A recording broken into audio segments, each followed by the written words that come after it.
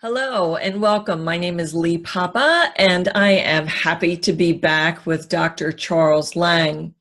This is, we're going to do our second interview.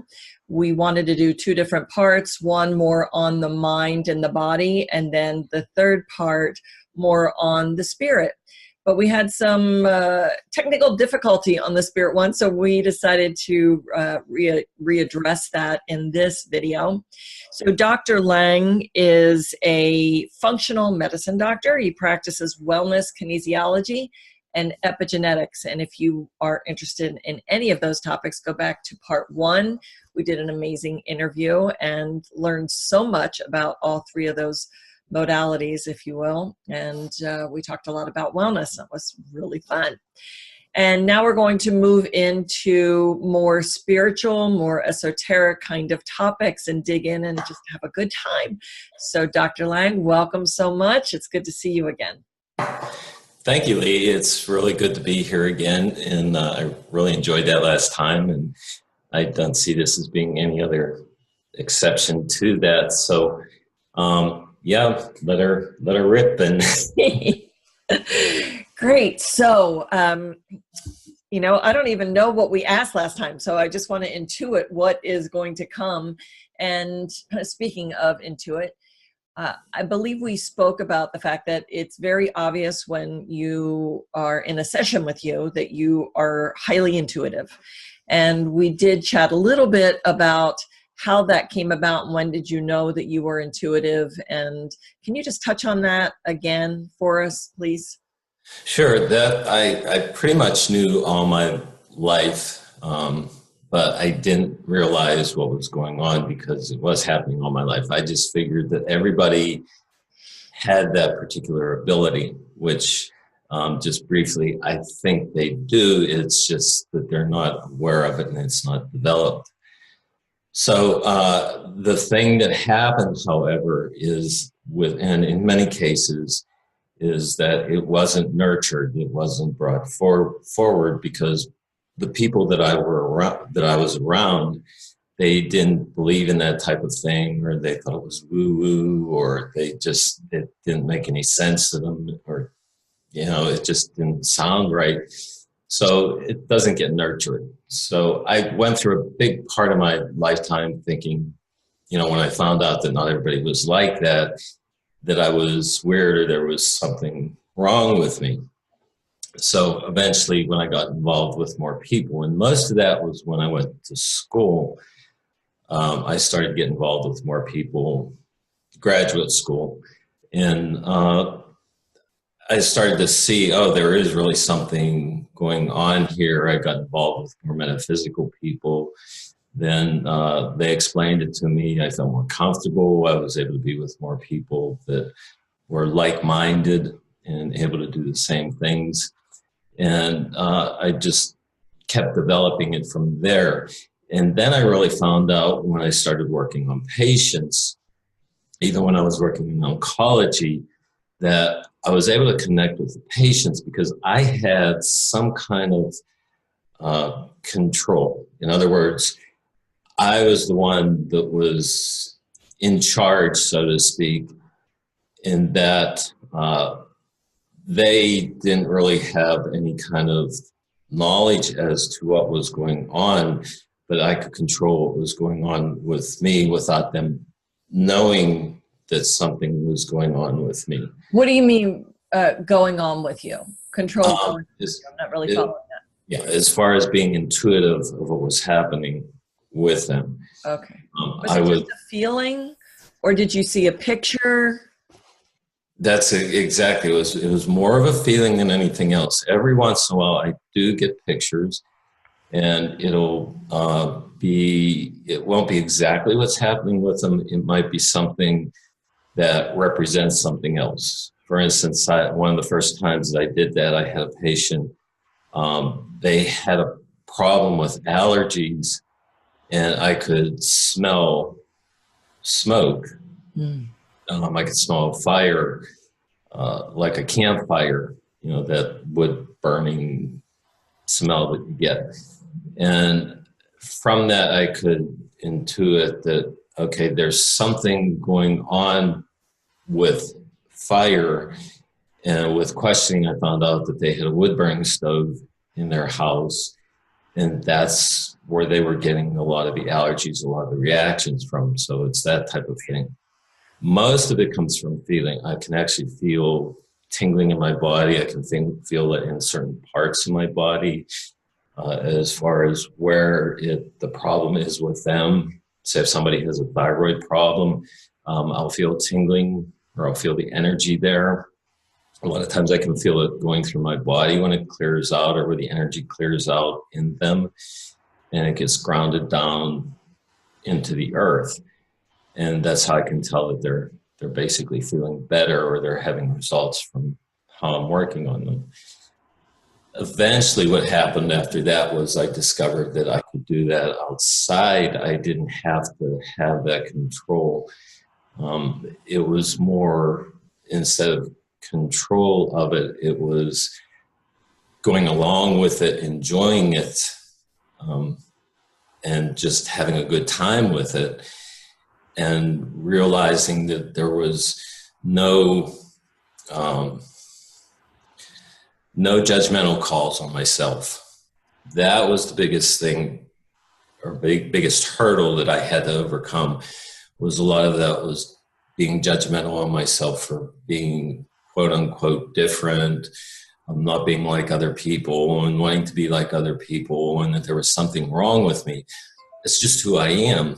It's my gift. It's my my way of doing things. It's my passion. And now I celebrate it. I don't, I don't try to get rid of it or anything. I celebrate that I have that. And the more I do it, the more in touch that I can get, and the more I like a muscle, right? Exactly. Let me ask you, was there ever a time where you were unsure that the information you were getting was correct? Sure. There's lots of times, and it's getting less to be that way, but there's always times when you can doubt yourself. It's because you see that person, you see how they are from the outside. You see their shell, so to speak. You're looking at the outside of their car, the shape that it's in, but you're not seeing the inside. And when you see the inside, people are really good at covering things up. They're really good at hiding things. People like drama, and when they have drama, it covers things up on the inside.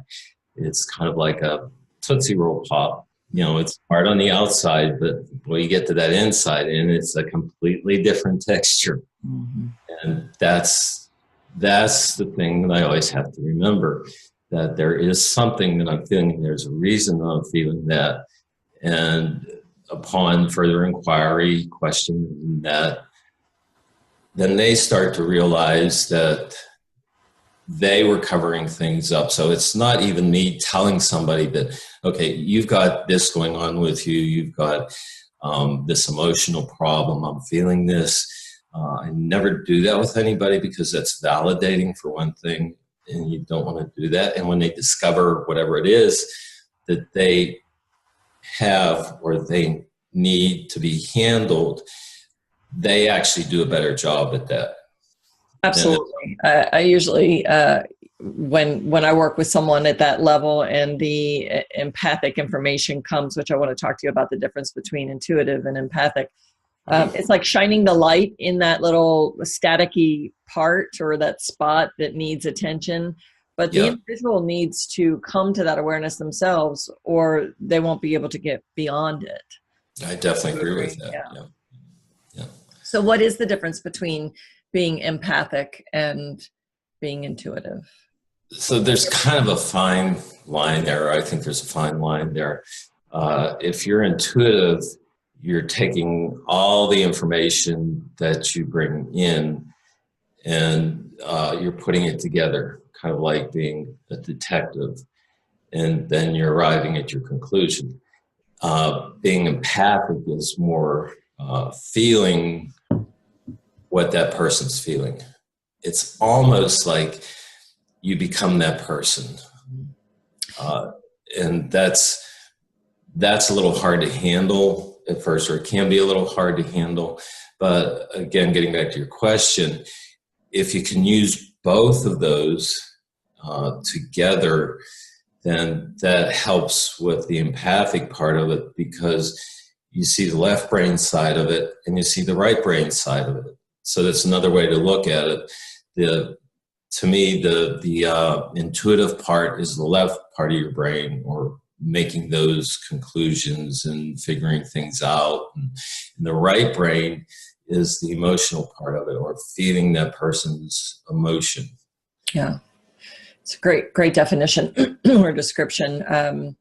I believe that we all have these abilities. There are additional senses that we have, and that we are just becoming more in tune or connected with them, or more awake to be able to utilize them. And they're both brilliant tools to have, and we all can have access to it. You must do the work within yourself to be able to open those up. Right. But I do know that people that really suffer from being empaths sometimes isolate themselves so much because they are resisting it and don't see it as a tool, and they don't know how to manage it. So they're sucking it all in, and they almost become reclusive because they can't go out, or they look at this almost as being a victim instead of using it as the brilliant tool that it is. Yeah. I had times when I would get in like really large groups of people, and I would actually get sick.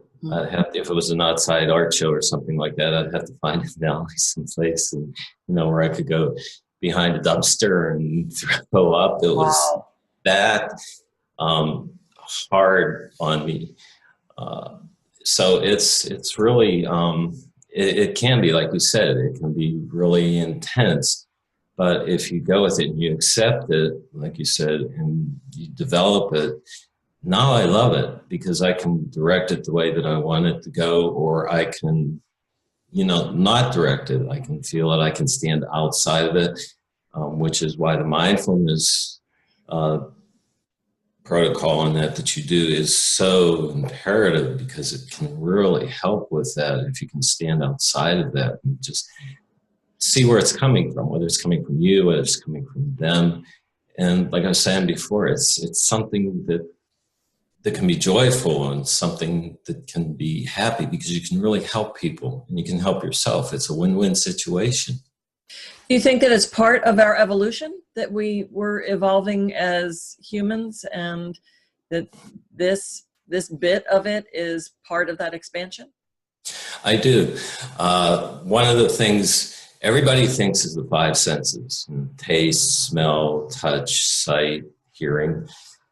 There's so many more senses that we're not aware of, or most of us aren't aware of. I think it's like there's 37 different perceptics, actually. Wow. Not just the five that you have. So you have ways that you can feel vibration, that you can feel frequencies, that you can, feel heat, feel cold. Those are all ways, those are different senses that we have, that we naturally have. All of those are getting turned on with people.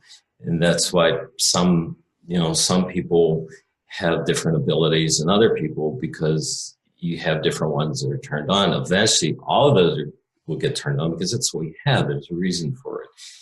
And now you're getting back into the DNA also, because, there's all this, what they call garbage DNA that you have.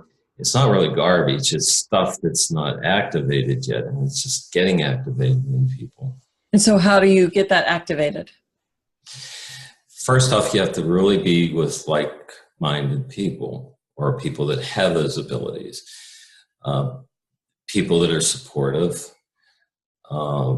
You have to start by also being able to stand outside of yourself and hear what's going on, feel what's going on. And what I mean by that is being able to quiet your mind, stand outside of yourself, take some time during the day, take 5-10 minutes. It's almost like a meditation, but what you're doing is you're being in touch with everything. You're hearing everything.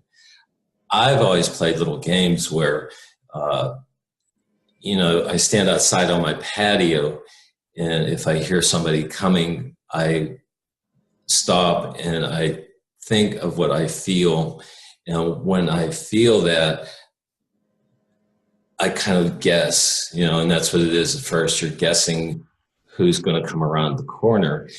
And when you see it, most likely, if you haven't developed anything yet, it's going to be somebody different. But then you stop again and you say, okay, how do I feel now? It's getting in tune with those little synchronicities inside of yourself, seeing how those frequencies, how those vibrations feel different, how somebody else's vibrations feel different. So it's like you said, it's a muscle, and you have to just keep training it. And kind of like I had one of my instructors many years ago at Ganesha Center said it's like your psychic alphabet, learning your psychic alphabet. Yeah. What your signal is for something might be different than my signal for that same thing. Right. Yeah. I think that's where psychics get into trouble sometimes, is that they put their layer of experience onto something that they see. So let's say the analogy or the example that you gave about smelling the fire, which I love that, because if you've ever had that experience of smelling inside your head, it's really far out, right? Because it's not external, it's in your head, or it's in intuitive smell. It's fantastic. But when you get that, let's say that you had some sort of traumatic event that had to do with a house burning down, and you were in a psychic reading with someone and you got that hit, if you will, about the smelling of the fire, you may layer on your experience to what that is and give someone some information thinking that that's what it is. Right. Why it's so important to really be neutral in that and pull yourself out as that observer to give information in it, and really having that ability, whether you call it intuitive or psychic, it holds a huge responsibility. Yeah, it does. And that's the whole part of, that's the basic there, is being able to stand outside of yourself, to be able to look at it neutrally. Most people don't do that because most people base their thoughts and how they think of things on their experiences. And in today's world, a lot of their experiences is based on fear. And I had a really eye-opening experience when I used a particular technological machine that's used to help people with brain trauma or any kind of, anything like Parkinson's or anything like that. And what this particular piece of technical equipment does is, when you're hooked up to it, and it can actually detect whether you're in present time or you're not in present time. And the way that you actually see that is there's a video that's playing, and there's sound with that video. And every time you start to fade out of present time, the picture actually starts to fade, and the vocal starts to fade. Yeah, it's amazing. So you get, people that they're in the past, and that's what happens, or they're living in the future because they're trying to figure out how they can't get hurt again, or, they want to keep things in line and that. But when you fade out of that fine line when you're in present time, that's when everything fades, or when it comes back. When you think of that, when you think of being in present time, you think of like large chunks, like, oh, I was in present time for, an hour, 15 minutes, 30 minutes. It doesn't happen like that. It's like a wave. It's like you'll be in present time for, at the outmost, 30 seconds. That's the most that I could see with that. And then you fade back out again. You might fade out for 10 seconds, 20 seconds. It varies all the time with that. So what happens with that, because, and this is happening to you all the time, and this is where the training comes in, so that you're not having, that constant wave like this, being in and being out. Because when you're out, everything has to flow with the mind, with the brain. There has to be a story, or a constant story going on. You can't have like, this happened, and there's a blank out, and then this happened. That has to be filled in. And the way that it's filled in is the way we want to fill it in. And the way we fill it in is based on our experiences, not on being neutral or being based on everybody's experiences or the average. It's based on our experiences, on our fears, on, and that's when you start getting into trouble, because everybody has a different story that's not, maybe 50% of it is right, and the other 50% is filled in with whatever they want to fill it in with. So, you have people pushing other people's buttons with stuff that isn't even there. And but then it becomes their reality. Exactly. I love the idea of that, talking about your story, because you can make up be a runaway train on a version of a story that has no truth, has nothing, no basis in reality, but you're making it a reality because you have filled in the blanks, like you're talking about. Right. It's that whole story of, one person tells a story to somebody, and then they modify it a little bit, and then they tell somebody else and they modify it a little bit. By the time it gets to the 6th, 7th person, it doesn't sound anything like when it first started. Right. So this machine that you're talking about, is this new? Is this new technology?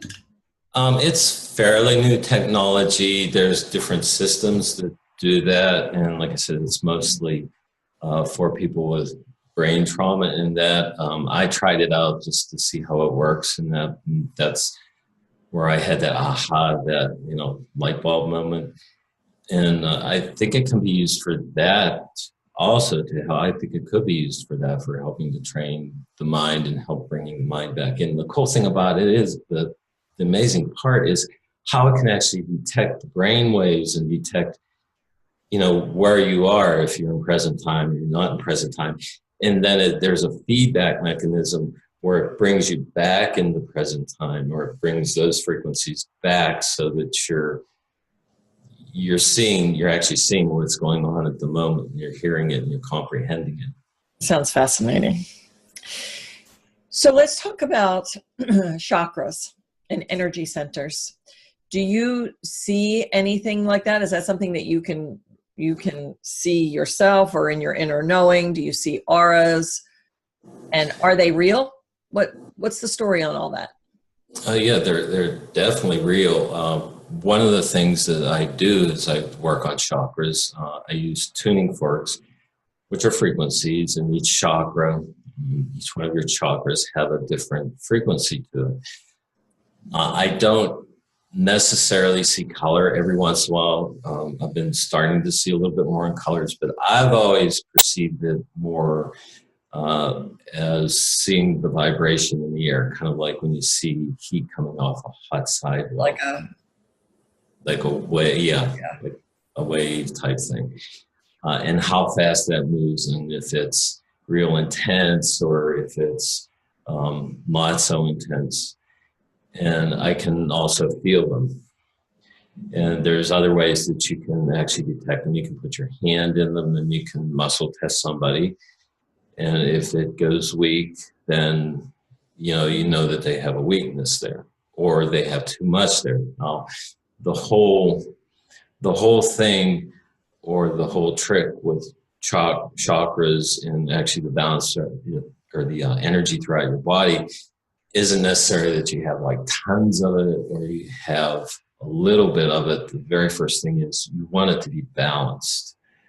Okay, when I check the chakras, and the other thing you can do, one of the things that I do is I use a dowser or a pendant, and you can put it like right in the middle of where the chakra is, and it'll turn with the energy. So that's one way that you can see that there really is, energy there. It's like a vortex. It is a vortex.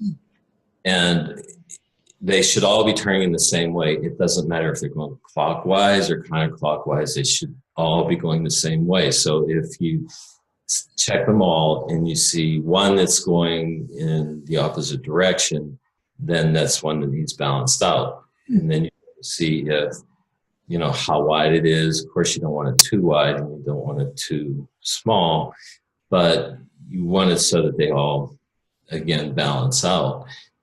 Now, I've worked with,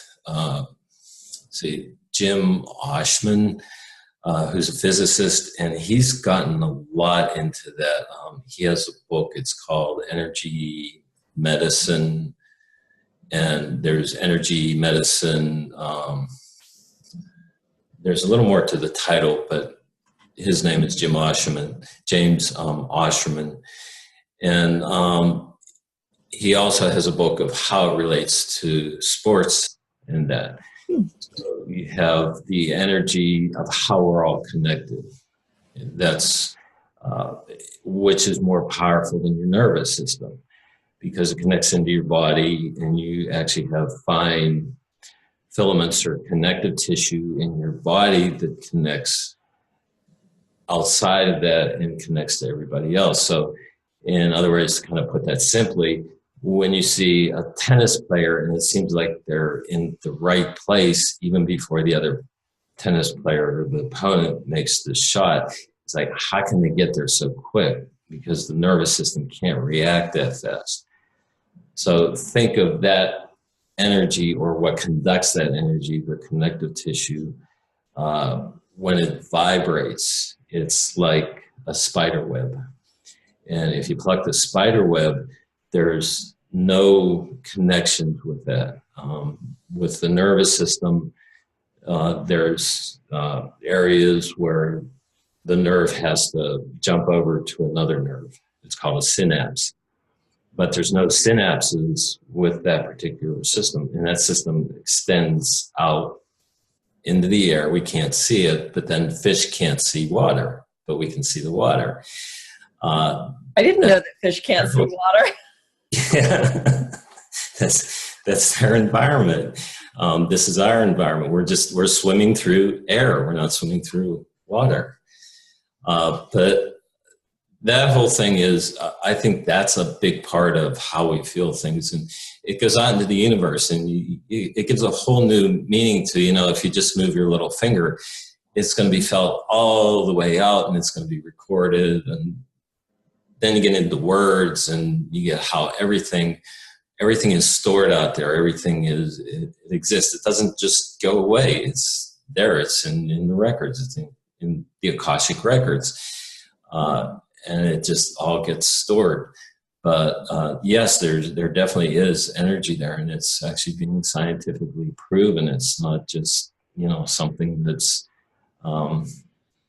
being said, or something that's, yeah. Right. Whenever you begin to describe something, then I have 5 additional questions about things. So I like the analogy of the tennis player. So what you were saying, if I get it, so how did that tennis player get to that location that quickly? You're saying that it was it intuited, or is that even a word, intuited? I guess I'm not following. How did that tennis player know to be there, or how did that tennis player get there, when you say it's kind of not humanly possible to be able to get to that distance?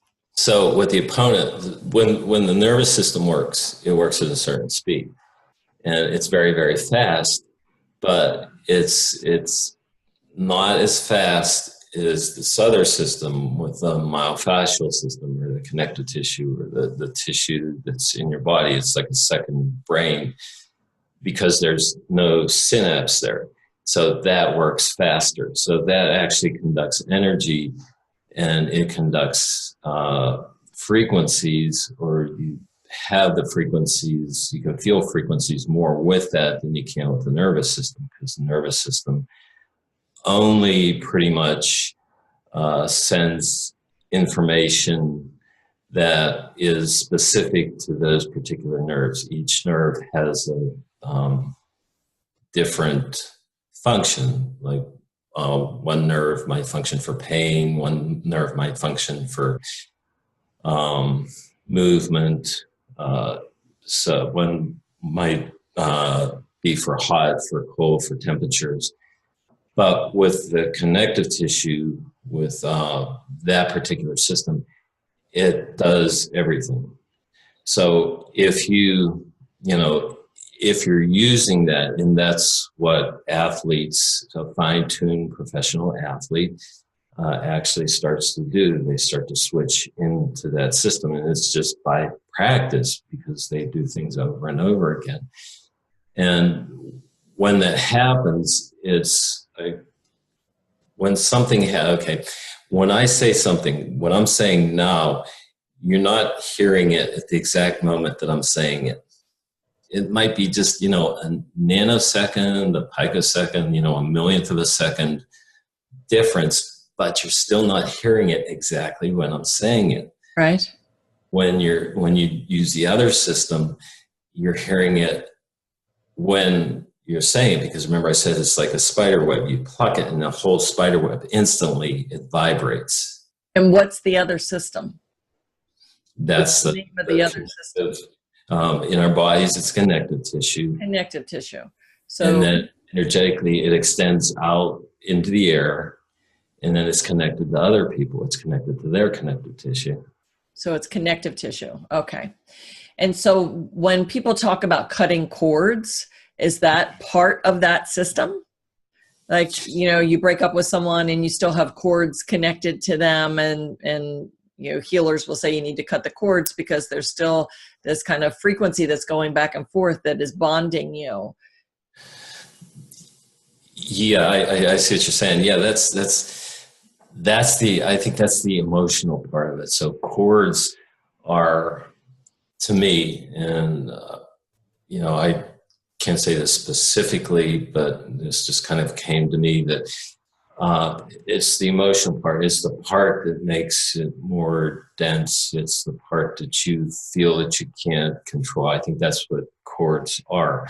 Mm-hmm. Or the cords are what make you react the way that you don't want to react, or the way that you want to react, or that you don't have really control over yourself. Does that make sense?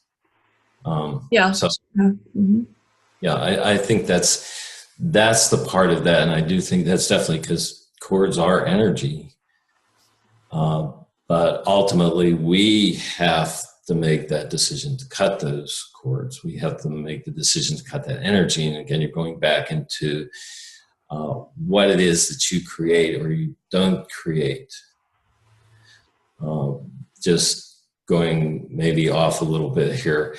I had a really good mentor when I lived up in Michigan, and he was a Native American Indian, and they had, him and his wife had a really good practice in that. He was an elder.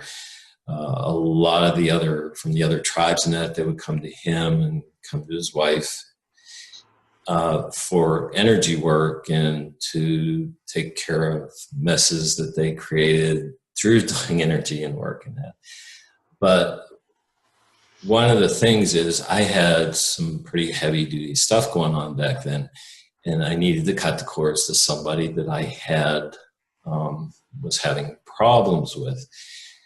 And I asked him if he could do that for me, and he said yes. And I saw him every week, and he says, when I see you on Friday evening, we'll take care of that. And so this was like about 5 days before, and I'm getting all apprehensive and thinking, oh, we're going to go through this big ceremony, and I'm going to draw out all this emotion, and it's going to take a long time, and it's probably going to cry, and I'm going to go that, and all these things are going to come to me, and that. So I sit down with him, and he's like, okay, are you ready for this? And I'm like, yeah, I'm getting myself all tense and all ready in that. And the first question was, and it was going to actually be the only question, was, do you want to cut the cords? And I said, yes. Do you really, really want to cut those cords? And I said, yes. And he took about a second after that, and he said, okay, they're cut. That was it. That's all there was to it. because I cut them. And it's like, Right. was that all there is to it? And I didn't have any problems with it after that. That was the amazing thing. Yeah, we think it takes so much work where it's really, we're so powerful and it's our intention. Yeah, that's it. That's it in a nutshell. We don't realize how powerful we are. And we come to rely on other people so much that we forget who we are. We give away our power to other people instead of claiming it and using it. You need to say that all over again, because that is, if anyone listens to this and that particular statement is probably the most powerful thing, right? It is. It's you know, like you said, if anybody takes anything out of this, and they need to be in present time and hear that whole statement, is again, we give away our power, so much of it that we don't claim it, and we don't realize how powerful we are because we do that. We're giving it away to other people. So I have this download, a free booklet called The Roadmap to Living Mindfully, Understanding Self-Love, Self-Care, Self-Mastery. And that is bringing me back to that, because really we can't get to that place of empowerment unless we've gone through the exploration and the honoring of our self-love and through self-care. And then we get to move into that space of empowerment and understanding, because otherwise everything can hijack us. It's not just other people and going outside of ourselves for everything, from happiness to, I've got an ailment. Our bodies are so powerful and been set up to really heal ourselves, right? Yeah, that is set up. Yeah, that is so true. But we get hijacked, and we also get hijacked by our emotions and our thoughts, our stories, that loop that we were talking about, those stories. So how do we move beyond that? I mean, I can't even remember if we talked about this outside of that interview or we just, we did it in the interview, but that from age 1 to 7, that children are in the most impressionable state, and it's really because their brains are in theta state, which is hypnosis state. And so they're getting programmed, basically. And so as we are navigating adulthood and we wonder why we keep hitting the same brick wall, and we look at our patterns, and if we loop back to 1 through 7, we can pretty much find the answer there, because we were programmed for that. Yeah. So how do we reprogram ourselves? That's again, first off, I think it's knowledge. It's being aware of that, and it's the parents being aware of that, because you're going to get that repeating over and over again. So you get that pattern. You learn those patterns when you're age 1 through 7. Then when you grow up and you have kids, you do the same thing to your kids and that. But one person at a time, everybody starts to think, how can we do this all at once? It's not going to happen all at once.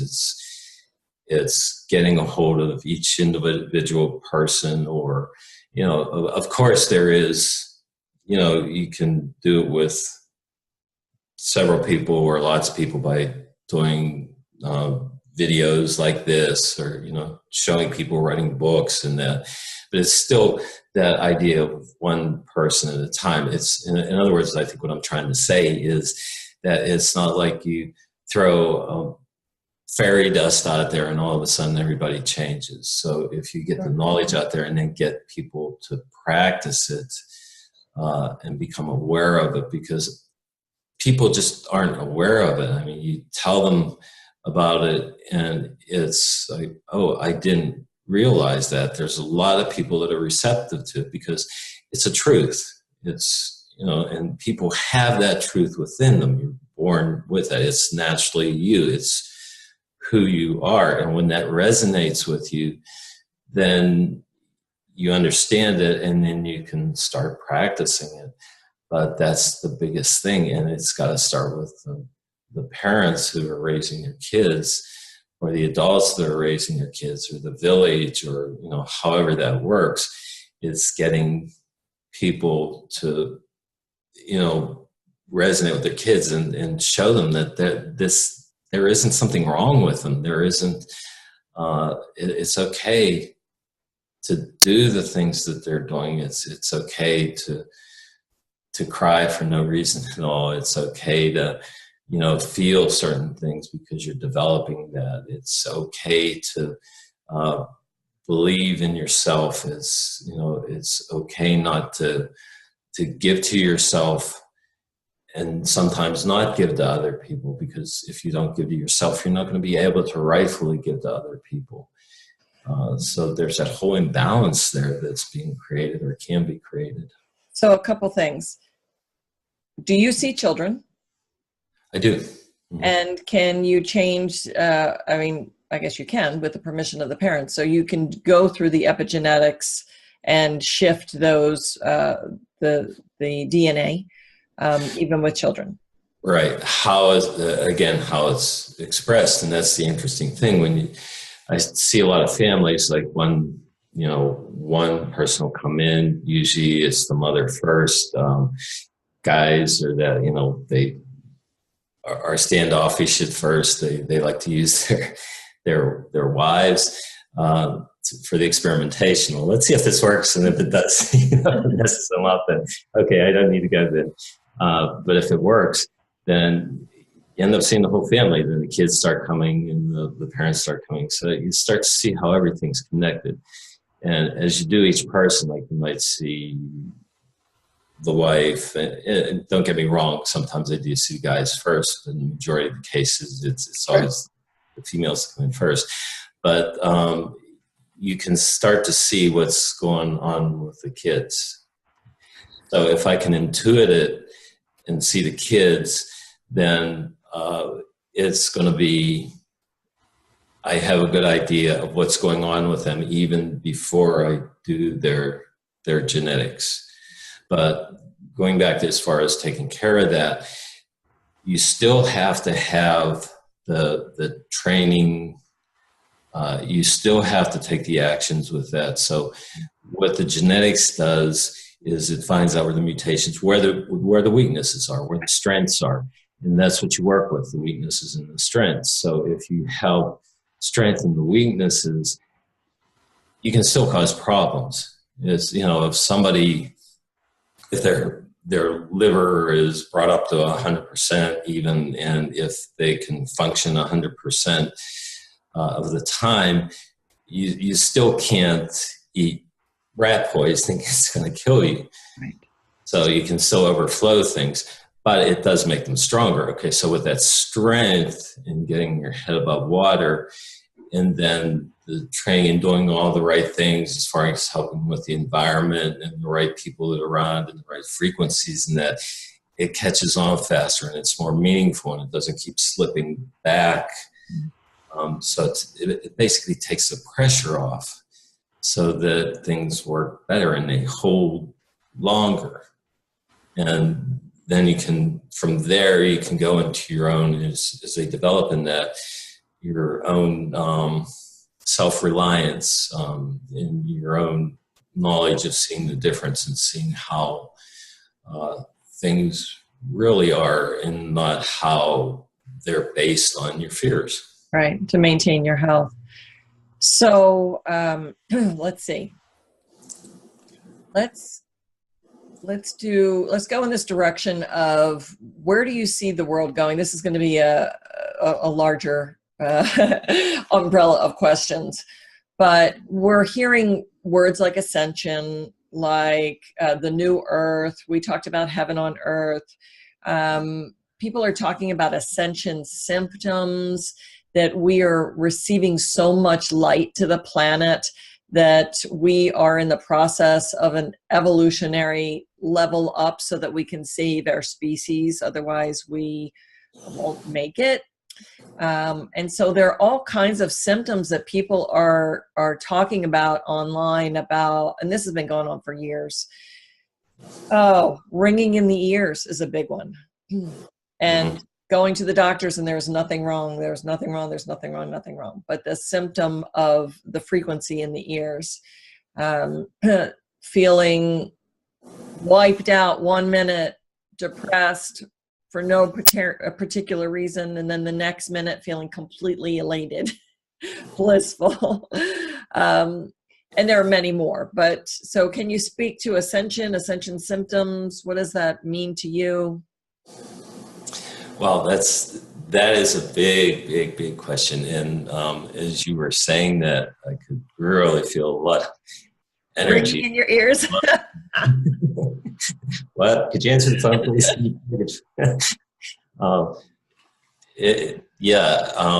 There's so much to that because it's so connected.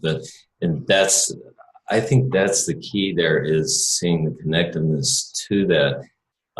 It can be a physical thing because the physical is created by energy. It's created by the higher vibrations. The higher vibrations, just, the basics, the higher the vibration, the less physical it is, or the less dense it is. So as you get a heavier or a lower vibration or lower frequency, then you end up getting with something that's, a little more solid, or like your body, or it's everything is a frequency, everything is an energy.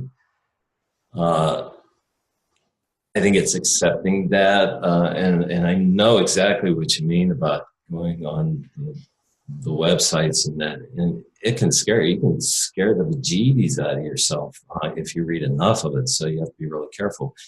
But one of the things it has in common is I noticed that each story is a little bit different, if not a lot different, how it's going to happen, when it's going to happen. So it can be really confusing. And I think the powers that be that don't want that to happen like that, because you have all these different camps that are totally disconnected. So how do you get beyond that? How do you get that out of your mind? And I've been thinking a lot about that. I was just thinking about that last night. Some things there's truth to, some things there isn't truth to. And I think it's somewhere in the middle. It's getting kind of like be religion. And that's how I think religion was totally designed, for that particular purpose to it. Divide. And divide, yeah. And what you have to do is, or what I think you have to do, and what works for me, is by focusing in on what my passion is, and what I'm seeing in common for everybody is that's helping other people and not being selfish. It's helping to pull other people along. And if you focus in on that instead of all the external stuff, as far as like, is there going to be this huge worldwide flood in a year, or is the earth going to burn, or are all of the volcanoes going to totally destroy the earth? Because that's falling into the fear thing. That's the divide thing. Because if you do that and you concentrate on all of that, and all of your energy is taken up in concentrating on that, you're not going to do what you were meant to do. And what you were meant to do, and that it's that passion that brings your frequency, your vibration up, that helps bring other people's frequency and other people's vibration up, instead of being forced down by, the floods and the volcanoes and right. So really just focusing on your own frequency and is what everybody should be doing anyway. Yeah, I think media, as much as it's good in some respect, it also is it's a pit of fear. Right. And and really putting attention to more of what you don't want to create in your life. One of the things that I hear also is that we are, as humans, changing from carbon base to crystalline base. Is there any scientific evidence of that? I haven't seen any specific scientific evidence of that. Again, I think going back to the DNA and all the quote unquote garbage DNA, I think all of that information, or a lot of that information, is in there. And that's what needs to be given out. That's what needs to be Activated. Activated. Yeah, activated. That's the question. That's the answer, or the word that I was trying to think of. That's an excellent word. But it's a matter of, again, it's being in the right place at the right time, or just showing up. And just by showing up and being where you're supposed to be, it's going to connect and it's going to activate. Going back to what we're talking about as far as how we're all connected, and the energy and the connective tissue within our body, and that extending out into other people's energy, and how we're all connected with that. Like you said, if we concentrate on what it is that we're supposed to do and everybody else is doing that, it becomes stronger. There's strength in numbers. So the frequency, the amplitude becomes a lot stronger, and it starts to pull it up. And there's this thing, some people call it the 100th monkey, some people call it the 500th monkey, where, you get to that point, or that tipping point, where it just connects, and even the energy that's lower, it's going to pull all that energy up too. And that's just each individual's part then connected to other people's parts. So if we get ourselves taken care of, then it helps to help with our families, and then our families help with our groups, and our groups help with all mankind. And not just that, you're getting into the frequency of the earth and the universe, and that they have feelings too. Plants have feelings. Everything is energy. And energy is never ending, but No. it can be transmuted. Is that correct? So you can. Correct. It goes on. Yeah, it goes on forever. Yeah, there's not going to be an end point. It can be hard to see sometimes, because, again, we as humans in our present state, we always have to see something as having a beginning and having an end. It's never going to come to an end. It can keep going higher and higher. Or, as you said, it keeps transmuting higher. And that's what we want to do. We want to go in that direction rather than the other direction, where we're all basically just rocks sitting on Earth and being. So as we wrap up, I can't believe we've been talking almost an hour, I think. Gosh. And I still have many more things to ask you, so we will be doing a part 3. But I guess as we wrap up, the message that we want people to understand is really that it's all you. It's all us as individuals taking responsibility for our health and well-being, mind, body, and spirit, taking responsibility for what we send out to the world, because our thoughts and our words and our actions hold a frequency, hold a vibration, and it's either nourishing ourselves and others, or it's poisoning. Right. And so when we look at all of these spiritual aspects of who we are, that we need to be conscious and aware and in non-judgment, and just taking deliberate action to shifting and creating the best expression of ourselves, which then in turns creates the best expression of our communities and the world around us. So. Yeah, that was the best way to sum it up. All of the other stuff you have to just kind of, again, with on the internet and that, you have to just kind of take that and push aside. And who's it coming from? You don't really know. It's not like a first-hand source. And going back to the very beginning where we were talking about, having in present time and having those gaps in being in present time, it's you're not getting it from source. How do we know they're getting it from that? You have to get it from source, and the closer to source you get it, the more reliable the information. But the best information that you get is from you. It's what you get. It's those feelings inside of yourself. It's that heart energy that you feel.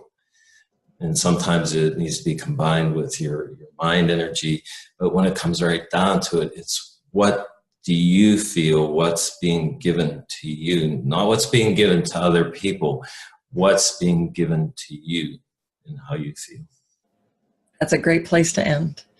Dr. Charles Lange, thank you so much for your time. If you like what you're seeing, if you want to see more, I ask you to please subscribe. Please like, comment, and if you have any questions for Dr. Lange, please add them in the comment section, and we will add the link to contact Dr. Lange directly in Arizona. Thank you so much for your time. As always, nourish yourself mindfully and give from the overflow. We'll see you next time. Take care. All right, thanks, Lee.